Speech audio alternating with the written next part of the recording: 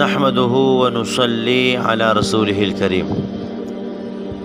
محترم مسلمانانو، چې د چانا په مانځه کې یو څو رکاته وشي نو د هغې واپس راګرځول په کم ترتیب باندې دي.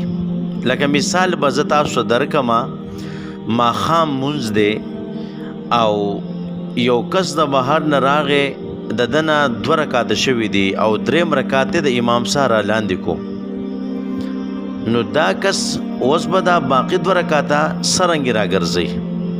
نو اکثر زمون خلک یو غلطي کوي، دیو څه کوي، 2 رکاته شوي دي، 1 رکات خو د امام سره لاندې کو، چې کله امام سلام وګرځي نو دا خلک داسې وکړي چې پاسي او کم چې الحمدو قرات ارسل هغه وکړي، خو د هغې نه پس بیا دیو هغه لنډه قاعده پرېږدي، بیا ډایرک پاسي.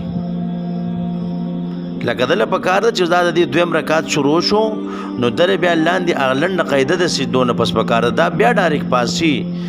نو لږ دلته دغه احتیاط پکار دی چې دلته به ستانه 2 رکات شوي دي، نو چې 1 رکات د امام سره لاندې کړو او پاسې دی 2 رکات ته، نو ته به الحمد چې ته ووې دغه رنګې ورسره صورت وې، رکو کې دغه رنګې دواړه سجدو کې، نو بیا به ته کښېنې، پاسې به نه. او هغه رکات کې چې لنډه قاعده دا وکړه، د عبده و رسولو پورې تا مونځ ویلو، د هغې نه پس بیا پاسه 3 رکات ته.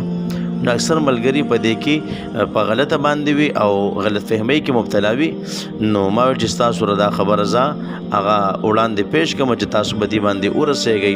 دغه رنګې په نورو منځونو کې هم دغه احتیاط پکار دی چې ځان موږ په دغې باندې پوه کوو. نو الله رب عزت دې موږ لا په دې خبرو باندې عمل کول توفیق راکړي. وما علینا الا البلاغ.